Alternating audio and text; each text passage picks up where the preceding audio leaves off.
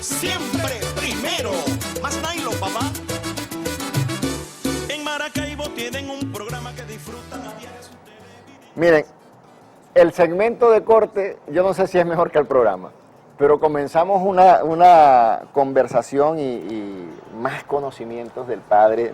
De verdad que el padre Laudi tiene tanto, es un libro abierto, pero que hay que tener tiempo para aprovecharlo. Estamos conversando con él, el presbítero Laudi de Jesús Zambrano, doctor en Biblias, licenciado en Teología Bíblica, y dejaba una pregunta entre esas fechas que celebramos. Viene el 24, el nacimiento del niño Dios, el pesebre, todos empezamos a cantar, no puede faltar la mula, el buey, tienen que estar José, tienen que estar María, y estaban los pastorcitos. Así era el pesebre, y realmente, ¿cuándo nació el niño Jesús? El pesebre es una invención de un gran hombre en la historia de la iglesia, ¿verdad? Que fue Francisco de Asís. En el siglo XII, él tenía un amor tan grande por la humanidad de Cristo que entonces decidió hacer unas imágenes y exponerlas con motivo de celebrar el día 24 por la noche, cuando se celebra en la iglesia desde el siglo IV, se celebra el espíritu de la Navidad. De manera que ¿qué había en la cueva de Belén? Seguramente ovejas, seguramente cabras, que acompañaban a los pastores, o que los pastores acompañaban a estos animales, y que Jesús nace en el plato, vamos a llamarlo así, donde comen los animales. Ahí lo acostaron. Eso es lo que se llama pesebre. Es una especie de batea pequeña, unas veces era de madera, otras veces era de piedra, y allí entonces María y José acostaron a Jesús. Pero la certeza de la imaginería, de la imaginación que tuvo Francisco de Asís, ¿verdad?, no reviste el hecho histórico del nacimiento de Jesús. El hecho es que Jesús, siendo sus familiares del norte, de Galilea, porque José y María vivían en Nazaret, y vinieron entonces a Belén, según el Evangelio de Mateo, y allí nació Jesús. ¿Cómo demostrar que Jesús era Dios? Los cristianos tenían modelos, ¿ven?, que se llaman midrashim, heredados del Antiguo Testamento, que son especie como de leyendas, de cuentos, para querer decir otra cosa. Por ejemplo, cuando José llegó a Belén y no tenía dónde hospedarse con María, vino y salió a buscar una comadrona. Esta le prometió ir a ver a María y resulta que no fue. Desesperado volvió a salir y consiguió a otra llamada Salomé. La primera comadrona, en hebreo se dice Meyadelet, no se sabe el nombre. Y entonces cuando esta Salomé, comadrona, llega al lugar, viene y le dice la otra, que ya había ido primero que ella, al fin apareció, le dice que está asombrada porque el nacimiento es la primera vez en su vida que ve que una virgen tiene un hijo y continúa siendo virgen. Entonces le dice Salomé, si yo no meto el dedo en la vagina y toco el himen, yo no me voy a convencer. Cuando lo hizo, la mano se le puso blanca de lepra, y entonces empezó a desesperarse y a llorar, y ahora esto me pasa por ser incrédula, por no creer verdaderamente el misterio de Dios. Y le dice la Virgen, no te preocupes, toca al niño y te vas a curar. Entonces ella tocó al niño y ¡pum!, se le quitó la lepra. ¿Ven? ¿Qué quiere decir eso? Que Jesús es el Hijo de Dios. De este tipo de leyendas está lleno los orígenes del cristianismo. El primer profeta, el primer escritor, el primer apóstol que escribe fue entre el año 65 y 69, que es Marcos. Pero Marcos no tiene una referencia a la infancia de Jesús. Después, en el año 80 al 85 del siglo I, circula entre las cristiandades el Evangelio de Mateo. Pero Mateo sí tiene un relato muy hermoso del nacimiento de Jesús. Nos cuenta algunas cosas interesantes que las podemos ir elencando una detrás de la otra, ¿verdad? En primer lugar, María recibe un anuncio de parte de Dios, del arcángel Gabriel. Gabriel significa Dios es varón. Por eso no existe el nombre de Gabriela, sino de Gabriel, es un nombre masculino. Y ya ella estaba casada con José. El matrimonio tenía dos etapas. La primera parte, ¿verdad?, se llamaba los arusá o los arusín, donde el padre de ella y el padre de José, padre de José se llamaba Jacobo, la mamá no sabemos cómo se llamaba, y el padre de María se reúnen, ¿verdad?, para conversar acerca del matrimonio de sus parientes, de sus hijos.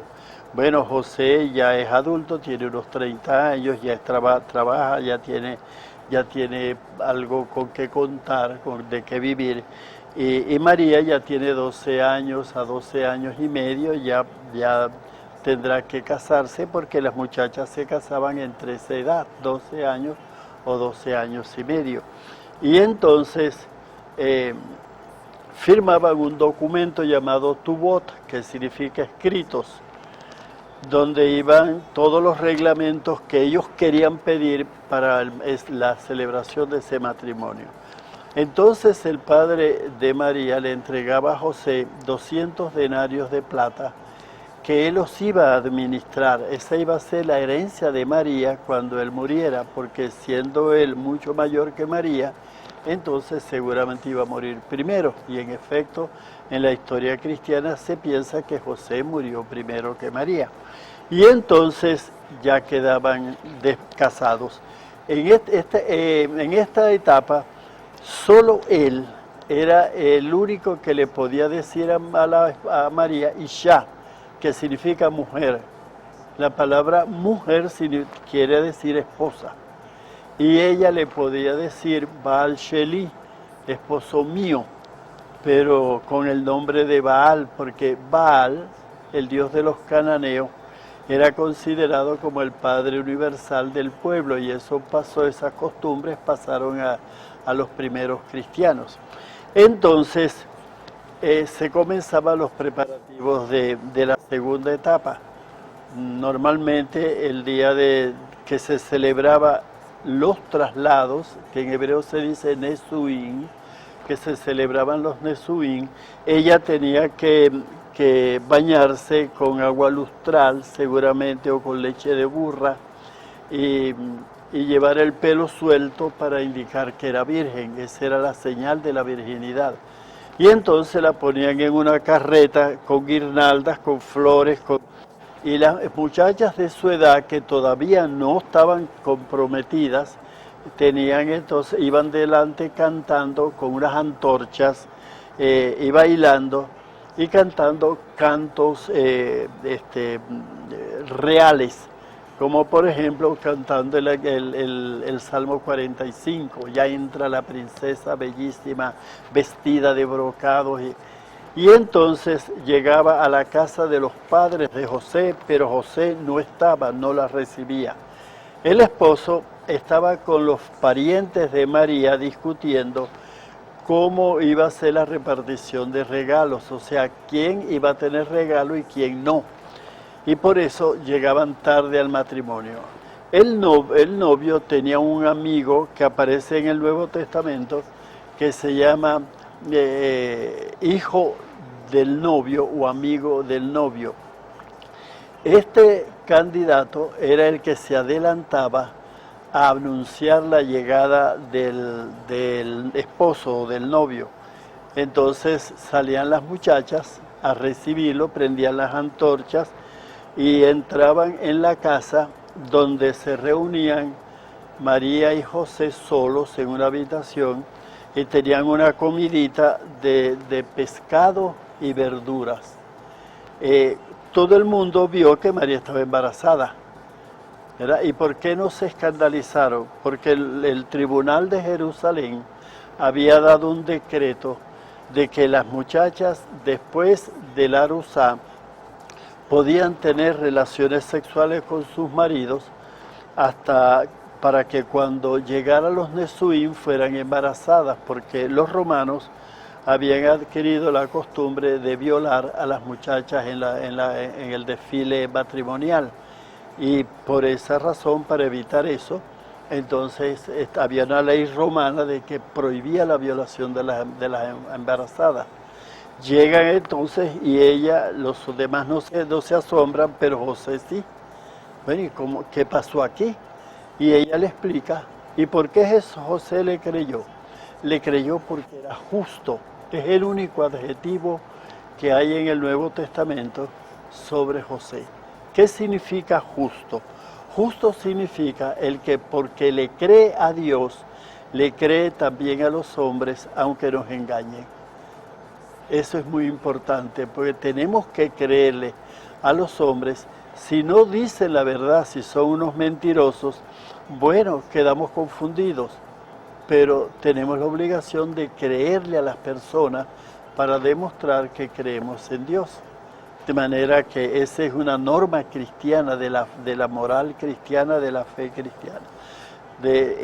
Entonces, el ángel de Dios, Gabriel, en sueños se dice Mateo que se le apareció a José y le dijo que ese niño era hijo de Dios. Por tanto, ellos no le contaron eso a nadie, tuvieron su hijo, lo criaron, ¿verdad? Y todo el mundo llamaba a Jesús Yeshua ben Yosef, Jesús hijo de José, porque nadie se imaginaba que era hijo de Dios.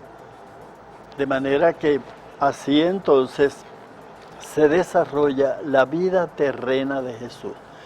También el Evangelio apócrifo del falso Mateo nos enseña que, por ejemplo, Jesús, jugando con sus amiguitos un día en la orilla del río, lo empujó y Jesús le dijo, te quedarás parado allí toda la vida. Y él se convirtió en una especie de estatua de carne. Ante los lloros de los papás con esto se demostraba el poder que tenía Jesús sobre la vida y la muerte. ¿Ven? Son tradiciones que se van tejiendo. También, por ejemplo, hacían pajaritos de barro y Jesús les hacía y salían volando los de él, ¿verdad? Con esto indicaba que era hijo de Dios, pero los evangelios y los cristianos no recibimos los evangelios apócrifos cristianos como verdaderos, por eso no aparecen en la Biblia, sino que corrieron en la tradición y son leyendas que van quedando dentro de la comunidad cristiana. Padre, tengo que hacer nuevamente un corte comercial y me quiero ir porque vienen dos fechas. Entonces después viene el Día de los Inocentes, que también muchos lo celebran. Hacer una jugarreta, ponerle sal en el café a la gente, porque es el Día de los Inocentes sin saber que es el día donde fue la gran matanza de todos esos jóvenes o niños buscados por el rey para dar con Jesús. Quería saber si eso era cierto, y también los Reyes Magos, porque entonces después vienen los Reyes Magos. Nos va a quedar poquito tiempo, pero yo quiero que me aclare bien eso, porque fíjense cómo hemos dado con la realidad de muchas cosas que de pronto hasta fiesta hacemos. Y fíjense por dónde vamos. Vamos a hacer un corte comercial, ya venimos con más de Maracaibo Irreverente y esta hermosa entrevista. Ya volvemos. En Maracaibo tienen un programa que disfrutan a diario sus televidentes. Atención a sus comunidades, sus problemas en Maracaibo Irreverente. Resaltamos nuestros valores.